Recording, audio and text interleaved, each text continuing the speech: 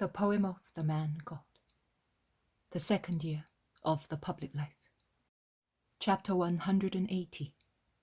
Lesson to the Apostles in Peter's Kitchen and Announcement of the Baptist's Capture. 7th of June, 1945. We're in Peter's kitchen once again. The meal must have been a hearty one, because dishes with leavings of meat, fish, cheese, dried fruit, and honey cakes are being piled up on a kind of cupboard, which reminds me of our Tuscan kneading troughs. Pitchers and chalices are still on the table. Peter's wife must have worked miracles to satisfy her husband, and she must have worked all day. Now, tired but happy, she is in her little corner listening to what her husband and the others are saying. She watches her Simon, who, as far as she is concerned, must be a great man, even if he is somewhat exacting. And when she hears him speak new words, where before he could only talk of boats, nets, fish, and money, she begins to blink as if she were dazzled by a bright light. Peter, both because of his joy in having Jesus at his table and because of the hearty meal he has had, is in the best of spirits this evening.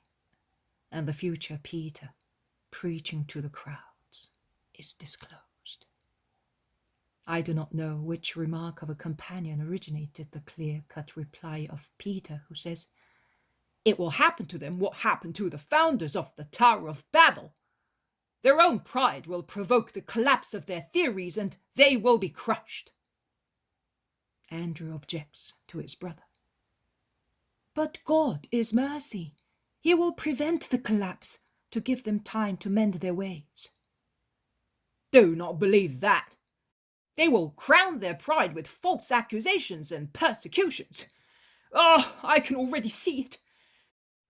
They will persecute us, as to disperse us, as unpleasant witnesses, and since they attack the truth by laying snares for it, God will take revenge, and they will perish." "Will we have the strength to resist?" asks Thomas. "Well, as for me, I will not have it, but I put my trust in him." And Peter nods to the master, who is listening and is silent. His head is slightly inclined, as if he wished to hide his understanding countenance. "I think that God will not put us to tests beyond our strengths," says Matthew. "Or he will at least increase our strength in proportion to the tests," concludes James of Alphaeus. "He is already doing that. I was rich and powerful.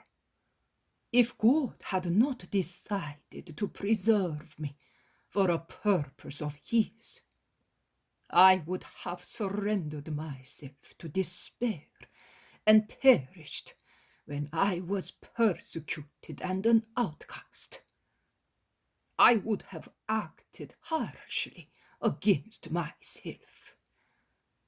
Instead, a new wealth, which I had never possessed before, descended upon my desolation, the wealth of a conviction God exists. First, God. Yes, I believed I was a faithful Israelite, but mine was a faith of formalism, and I thought that the reward of my faith was always inferior to my virtue. I took the liberty of debating with God, because I felt that I was still something on the earth. Simon Peter is right. I, too, was building a Tower of Babel by praising myself and satisfying my ego, when everything collapsed around me, and I was like a worm crushed by the weight of all this human futility. Then I no longer debated with God, but with myself, with my stupid self, and I ended up by demolishing it. And as I did so, making room for what I think is the God immanent in our earthly beings, I gained new strength and wealth. The certainty that I was not alone, and that God was watching over man, defeated by men and by evil. According to you, what is God? The God immanent in our earthly beings, as you said. What do you mean? I do not understand you, and I think it is a heresy. God is the one we know through the law and the prophets. There is no other God, says rather sternly Judas of Kerioth. If John was here, he would tell you better than I can. But I will tell you as best I can. God is the one we know through the law and the prophets. That is true. But in what do we know him, and how? Judas of Alphaeus exclaims, little and badly. The prophets who described him for us knew him. The idea we have is a muddled one, as we can just see through a mound of explanations piled up by sects. Sects? What do you mean? We have no sects. We are the children of the law. We all are, the angry, aggressive Iscariot says. The children of the laws, not of the law. There is a slight difference. Plural, not singular. In actual fact, we are the children of what we created, no longer of what God gave us, retorts Thaddeus. The laws derive from the law, says the Iscariot. Also, diseases originate in our bodies, but that does not mean that they are good, replies Thaddeus. But let me hear what this immanent God of Simon Zealot is. The Iscariot, who cannot argue against the remark of Judas Alphaeus, endeavours to take the discussion back to where it started. Simon Zealot says, our senses need a term to catch an idea. Each of us, I am referring to us believers, believes by the virtue of faith in the Most High Lord and Creator, eternal God, who is in heaven. But every being needs more than such bare, pure, incorporeal faith, which is fit and sufficient for the angels who see and love God spiritually, as they share with him a spiritual nature and can see God. We have to create a picture of God for ourselves, which picture is made with the essential features that we ascribe to God, to give a name to his infinite, absolute perfection. The more the soul concentrates, the more it succeeds in achieving an exact knowledge of God. That is what I say, the immanent God. I am not a philosopher. Perhaps I have applied the wrong word. In short, I think that the immanent God is to feel, to perceive God in our spirits, to feel and perceive him, no longer as an abstract idea, but as a real presence, bestowing strength and a new peace upon us. All right, but to sum up, how did you feel him? What is the difference between feeling by faith and feeling by immanence? Asks the Iscariot somewhat ironically. God is safety, boy. When you perceive him, as Simon says, by means of that word, which I do not understand literally, but I understand its spirit. And believe me, the trouble is that we understand only literally, and we do not understand the spirit of God's words. It means that you are able to grasp the idea of the terrible majesty, but also of the most sweet paternity of God. It means that should all the world judge and condemn you unjustly, you would feel that one only, he, the Eternal One, who is your Father, does not judge you, but absolves and comforts you. It means that if all the world should hate you, you would feel over you a love greater than any this world can offer. It means that if you were isolated in jail or in a desert, you would always hear one speak to you and say, "Be holy, that you may be like your Father."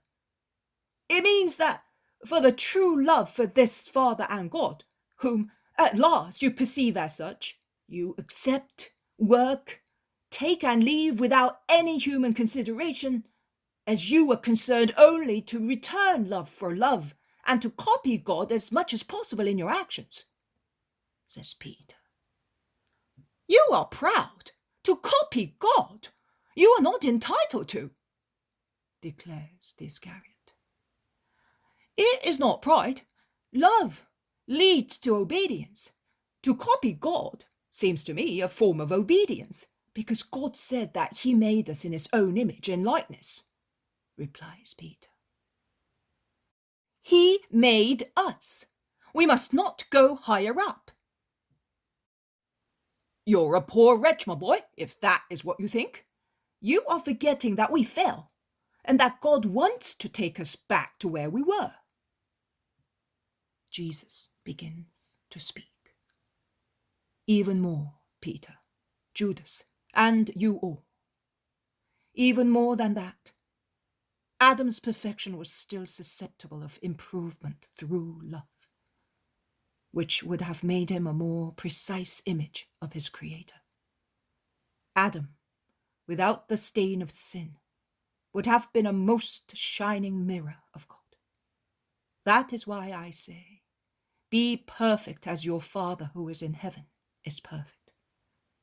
Like your Father. Therefore, like God. Peter is quite right, and so is Simon.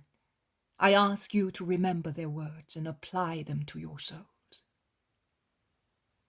Peter's wife almost faints from joy on hearing her husband being praised thus. She weeps behind her veil. She's quiet, but happy. Peter blushes so much that it looks as if he's having a stroke of apoplexy. He remains dumb for a few moments, then says, "Well, then, give me a reward. The parable of this morning." Also the others join Peter, saying, "Yes, you promised. Parables serve very well to make people understand the comparison, but we know that they have a higher meaning than the comparison. Why do you speak to them in parables?" Because they are not to understand more than I explain. You are granted much more, because as my disciples, you must be acquainted with the mystery, and you are therefore given to understand the mysteries of the kingdom of heaven. That is why I say to you, ask me if you do not understand the spirit of the parable. You give everything, and everything is given to you, so that you, in your turn, may give everything. You are giving everything to God: love, time, interests, freedom, lives. And God gives you everything to reward you and to enable you to give everything in the name of God to those who come after you. Thus, to those who have given will be given abundantly. But he who gave only partly or did not give at all will be deprived also of what he has. I speak to them in parables, so that while seeing, they may see only what is illuminated by their will to adhere to God, and while listening, always through the same will of adherence, they may hear and understand. See, many hear my word, few adhere to God. Their spirits lack goodwill. Isaiah's prophecy is fulfilled in them. You will hear with your ears and will not understand. You will look with your eyes and will not see. Because this people is hard-hearted. Their ears are hard and their eyes are closed, so that they may not see and hear, that they may not understand with their hearts and convert, that I may cure them. But you are blessed, because your eyes see and your ears hear, and because of your good will. I solemnly tell you that many prophets and many just people were anxious to see what you see, and they did not see it, and to hear what you hear, and they did not hear it. They pined away with the desire to understand the mystery of the words, but as soon as the light of the prophecy went out, the words remained like burnt out coals, also for the holy man who had received them. Only God reveals himself. When his light fades out, as soon as the purpose of illuminating the mystery comes to its end, the inability to understand envelops the regal truth of the word received, like the bandages of a mummy. That is why I said to you this morning, the day will come when you will find everything I have given you. Now you cannot remember, but later light will come upon you, not just for a moment, but for an inseparable union of the eternal Spirit with yours, whereby your teaching concerning what pertains to the kingdom of God will be infallible. And what applies to you will apply also to your successors, if they live of God as of one bread only. Now listen to the spirit of the parable. We have 4 kinds of fields: the fertile ones, the thorny ones, the stony ones, and the ones full of paths. We also have 4 types of spirits. There are the honest spirits, the spirits of goodwill, prepared by their own will and the work of an apostle, of a true apostle. Because there are apostles who have the name, but not the spirit of an apostle. And they are more lethal for the will in formation than birds, thorns, and stones.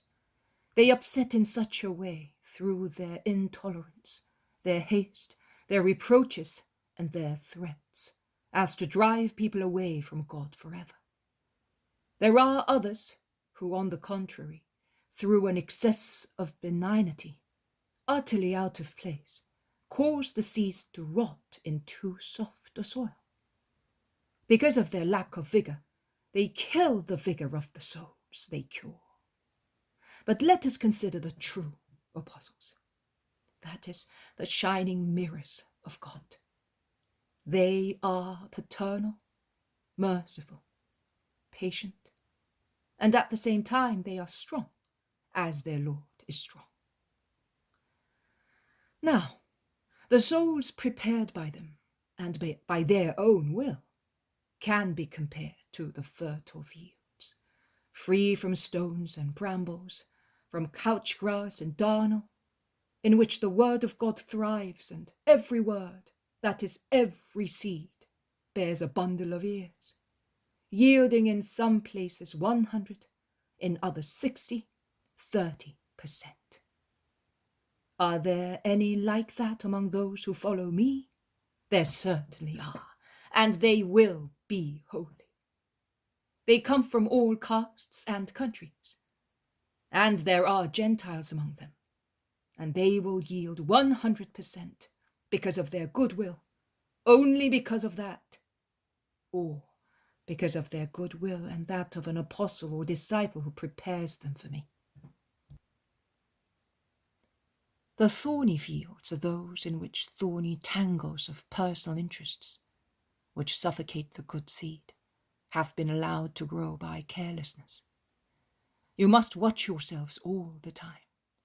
Never say, "Oh, I am well-formed, I have been sown, I can rest assured that I will bear seeds of eternal life." Watch yourselves. The struggle between good and evil is still on. Have you ever watched a colony of ants that install themselves in a house? There they are, near the fireplace. The housewife takes all foodstuff away from there and puts it on the table. They sniff the air and attack the table. The housewife puts the food in a cupboard, and they get into the cupboard through the keyhole.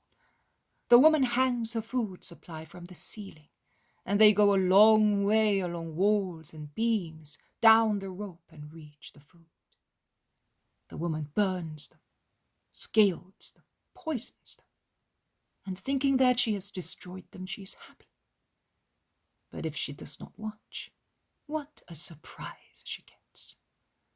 The new hatched ones come out, and she has to start all over again. And that is what happens while you live. You must be careful and uproot the evil weeds as soon as they come up. Otherwise, they will form a ceiling of brambles which suffocate the corn. Worldly cares, deceiving wealth, form the tangle, suffocate the seed of God, and prevent it from coming to ears. And here are the fields full of stones. How many there are in Israel! They are the ones that belong to the children of the laws. As my cousin Judas quite rightly said, in them there is not the one stone of witness, nor the stone of the law. There is the quarry of poor, petty human laws made by men. They are so many that with their weight they have broken also the stone of the law into chips.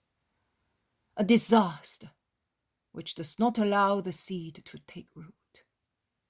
The root is no longer nourished because there is neither soil nor sap. The water stagnating on the stone pavement causes the seed to rot. The sun makes the stones hot and parches the little plants. Such are the spirits of those who put complicated human doctrines in place of the simple doctrine of God. They even receive my word with joy. At first, it shakes and allures them, but later, they would need to be heroes and work hard to clean the field. Their souls and minds of all rhetorical stones. The fear of human retaliation is enough. It is enough to say, "And after, what will the mighty ones do to me?" And the poor seed languishes without nourishment. It is enough for the whole quarry to stir with the vain sound of the hundreds of precepts which have been put in place of the precept, that man perishes with the seed received. Israel is full of them. That explains why the coming to God is in inverse ratio to human power.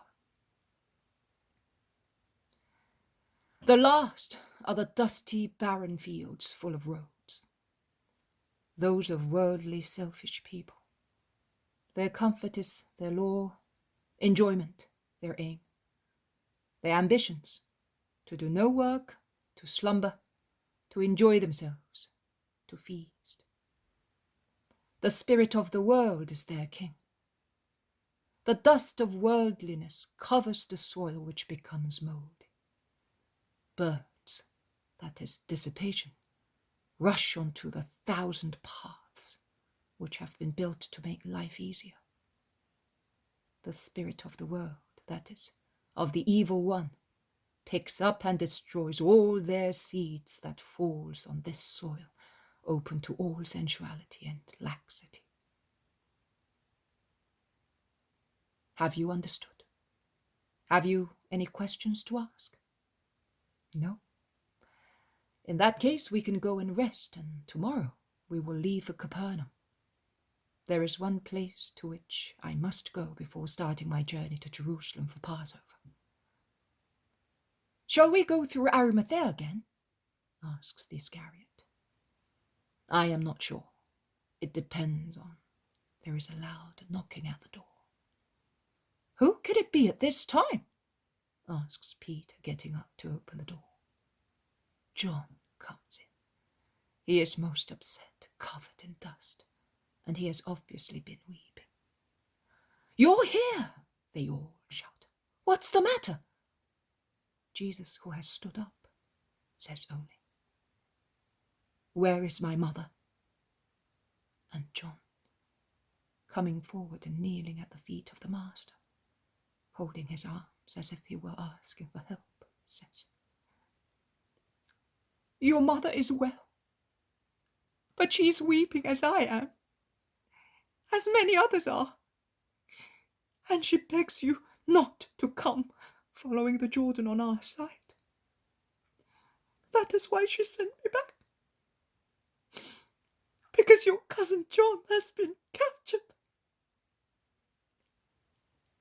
And John weeps while everybody is bewildered.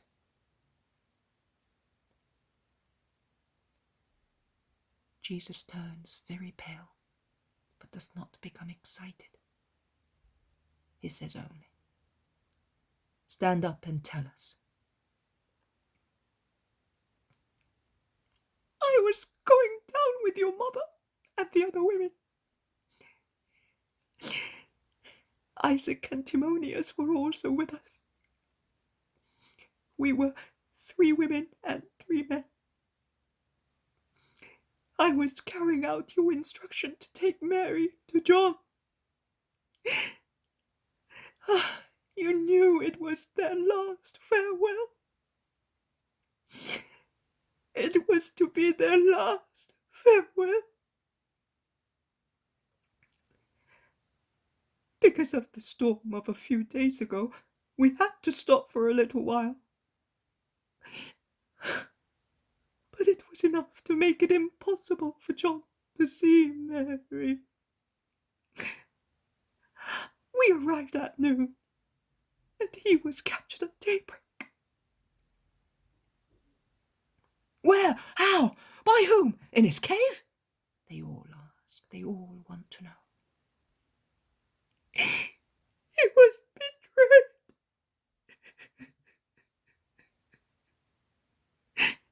They used your name to betray him.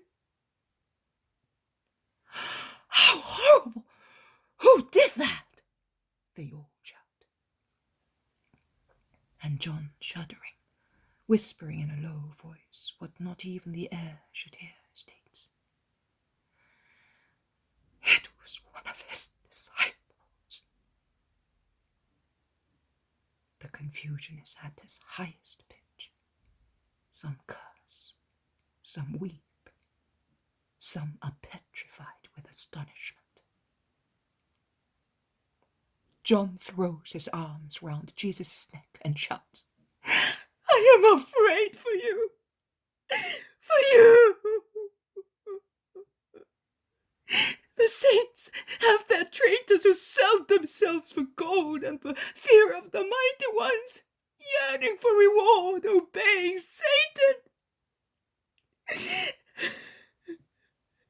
For thousands of things. Oh, Jesus, Jesus, how dreadful. My first master, my John, who gave me to you. It is all right, Do not worry. Nothing will happen to me for the time being. But later, what will happen later? I look at myself, at these. I'm afraid of everybody, also of myself. Will one of us be your traitor? Are you mad? And do you think that we would not tear him to pieces? Shouts Peter and the Iscariot. Oh, you really are mad. It will never be I. But if I should feel so weak as to eventually become so, I would kill myself. Better than to be the murderer of God. Jesus frees himself from John's grip, shakes Judas violently, saying, Do not swear. Nothing can make you weak unless you want. And if that should happen, make sure you weep for it, and do not commit another crime in addition to deicide. He becomes weak who cuts off his vital link with God. He then returns to John, who is weeping with his head on the table, and he says, Speak calmly. It grieves me too. He was of my blood and was my precursor. I only saw some of the disciples who were dismayed and furious with the traitor. The others accompanied John towards his prison to be near him at his death. But he is not dead yet. The last time he managed to escape, says the zealot, endeavouring to comfort John, of whom he is very fond. He is not dead yet, but he will die, replies John. Yes, he will die. He knows as well as I do. Nothing and no one will save him this time. When? I do not know. I know that he will not come out of Herod's hand alive. Yes, Herod. Listen. John went to the mountain gorge between Mount Ebal and Gerizim, where we also passed coming back to Galilee, because the traitor said to him, The Messiah is dying after being attacked by his enemies. He wants to see you, to entrust a secret to you. He went with the traitor and some other people. Herod's armed men were in the shade of the valley, and they captured him. The others ran away and gave the news to the disciples, who had remained near Henan. They had just come when I arrived with your mother. And the dreadful thing is that he was one from our towns, and that the Pharisee of Capernaum are the leaders of the plot to catch him. They went to John, saying that you had been their guest, and that you were leaving from there to go to Judea. He would not have left his refuge, but for you. Dead silence follows John's report. Jesus looks bloodless. His deep blue eyes are dimmed. He is standing with his head bowed, his hand still on John's shoulder, and his hand is trembling lightly. No one dares speak. Jesus breaks the silence. We shall go to Judea, following a different route. But I must go to Capernaum tomorrow, as early as possible. Rest now. I am going up to the olive grove. I need to be alone. And he goes out without saying anything else. He is certainly going to weep, whispers James of Alphaeus. Let us follow him, brother, says Judas Thaddeus. No, Let him weep, but let us go quietly and keep watch. I fear tricks everywhere, replies the zealot. Yes, let us go. We fishermen to the shore. If anybody comes from the lake, we will see him. You go to the olive grove. He is certainly in the usual place, near the walnut tree. At dawn, we will have the boats ready to go away early. Those snakes! Hey! Did I tell you? Tell me, boy. But is mother really safe? Oh, yes. Also the shepherd disciples of John have gone with her. Andrew, we will never see our John again. Be quiet. It sounds like the song of the cuckoo. One precedes the other, and... By the holy ark, be quiet! If you go on talking about misfortunes to the master, I will start from you, letting your backs feel the weight of my oar, shouts an enraged Peter.